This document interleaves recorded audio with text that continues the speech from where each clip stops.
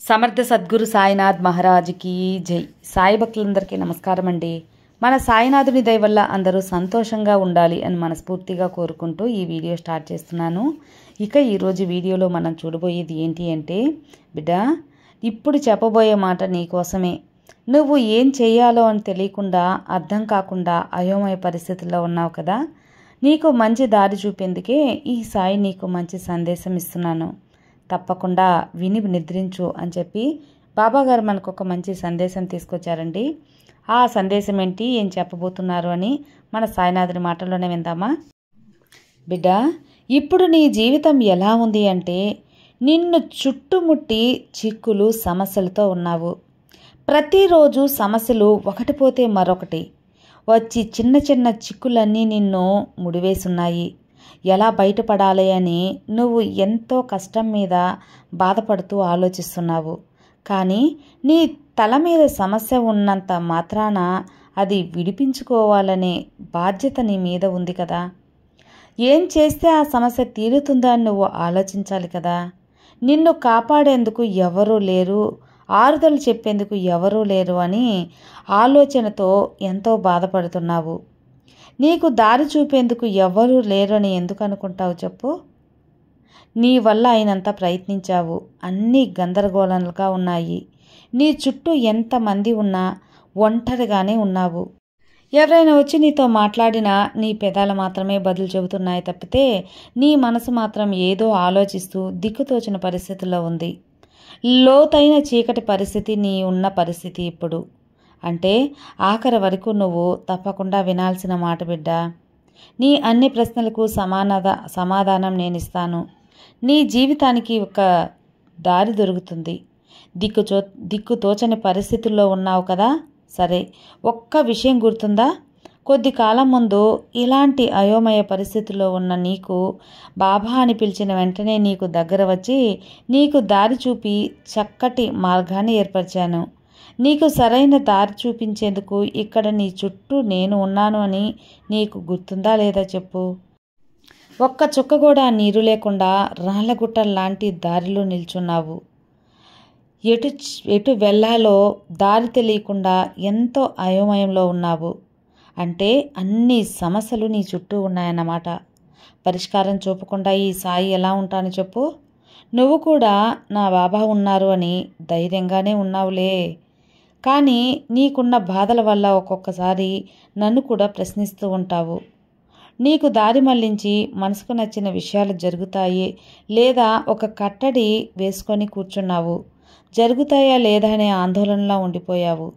సంతోషంగా ఉండేదానికి ప్రయత్నిస్తున్నావు, కానీ తల్లి, జరిగేవన్నీ మర్చిపోలేకపోతున్నావు. చెప్పుకోవటానికి ఎవరూ లేక చెప్పుకుంటే ఏమనుకుంటారో అని నీ మనసులో నలిగిపోతున్నావు. కాలం మాత్రం నిన్ను గాయాలకు మందు ఉంది కాబట్టి ఆ కాలం జరిగిపోతేనే నీ యొక్క గాయాలు మానుతాయి. ఖచ్చితంగా కాలానికి మనసుకు తగిలిన గాయాలను మాన్పే శక్తి ఉందని నీకు తెలుసు కదా. కొద్ది కాలం ఈ నొప్పిని భరించక తప్పదు. కాలం మారుతుంది, ఖచ్చితంగా సంతోషం వస్తుంది. అందులో అంతులేని సంతోషాన్ని పొందుతావు. నిన్ను నేను నా ఒడిలో పెట్టుకుని ఉన్నాను. నా ఒడిలో ఉన్న ప్రతి బిడ్డని కష్టం తెలియకుండా చూసుకుంటావు. నా ద్వారకామయి నీ తల్లి ఒడి తల్లి. ఇది కరుణామయమైన ఈ ఫకీరు ఉన్నాడు. నా బిడ్డకు నేనే తల్లినవుతాను. వాళ్ళ ఆపదలతో నేను ఖచ్చితంగా కాపాడుకుంటాను. నా ఒడిలో ఒక్కసారి ఉంటే ఆ బిడ్డ కష్టాలన్నీ తీరినట్టే. ఇదిగో నా ఒడిలో ఉన్న నా బిడ్డవు నువ్వు. కృంగిపోవద్దు తల్లి.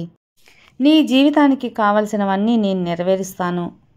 నువ్వు సంధించిన ఓటమిలు, గెలుపు అనేది లేకుండా నిలకడగా ఉండలేకపోతున్నావు.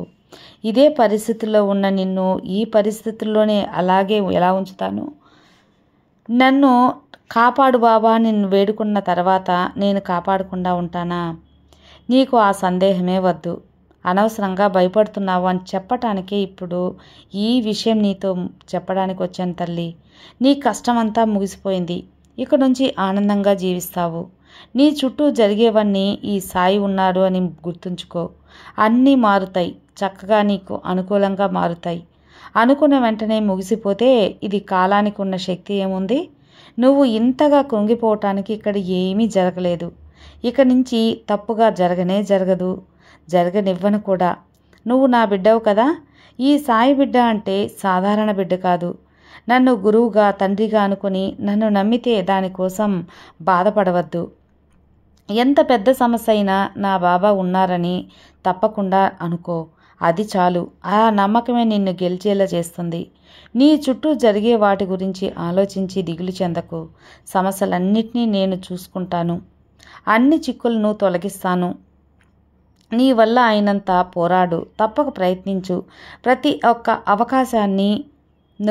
అవకాశాన్ని కూడా వదులుకోకుండా శ్రమించు, కష్టపడు.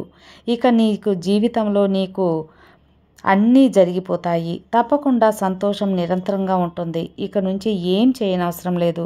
అన్ని విజయాలు నిన్ను వెతుక్కుంటూ వస్తాయి బిడ్డ. బాగా గమనించి చూడు. నువ్వు నా చేతిలో ఉన్న ఒక బొమ్మ లాంటి దానివి. ఇక నుంచి ఎవరితో ఉండాలి, ఏం చేయాలి, ఎలా మాట్లాడాలి అనేది కొంచెం జాగ్రత్తగా చూసుకో. నువ్వు నీకు నచ్చిన పని ఆరంభిస్తావు, కానీ నీ మనసుకు నచ్చినట్టు మాత్రమే చెయ్యి. కానీ నిన్ను ఆడించేవాళ్ళు నేనుగా ఉంటాను. అన్నీ నా యొక్క కనుసైగల్లో జరుగుతాయని గుర్తుంచుకో. బాబా నన్ను ముందుకు నడిపించు, నా కష్టాన్ని అంతా తీర్చని నన్ను వేడుకుంటున్నావు కదా. నీకు కలిగిన కష్టం కూడా నాకు తెలియకుండా వస్తుందా చెప్పు? అలాంటి కష్టం నీకు వచ్చింది అంటే అది నిరంతరంగా ఉంటుందా? అవన్నీ కూడా నీ యొక్క ఎదుగుదలకి నాంది అని చెప్పి గుర్తుంచుకో. మళ్ళీ చెబుతున్నాను విను. నీ చుట్టూ జరిగే వాటికి అన్నిటికీ ముగింపు వచ్చింది. సంతోషంగా ఉండాల్సిన కాలం ఆరంభమైంది. ఈ సాయి మాటలు పూర్తిగా నమ్మితే ప్రశాంతంగా, ఆనందంగా నిద్రించు. అన్నీ ఈ సాయి చూసుకుంటాను కదా. ఈ సాయి అనుగ్రహం నీకుంటే ఇక నీకు దిగులెందుకు చెప్పు. సర్వే జనా సుఖినో భవంతు. జై సాయిరామ్.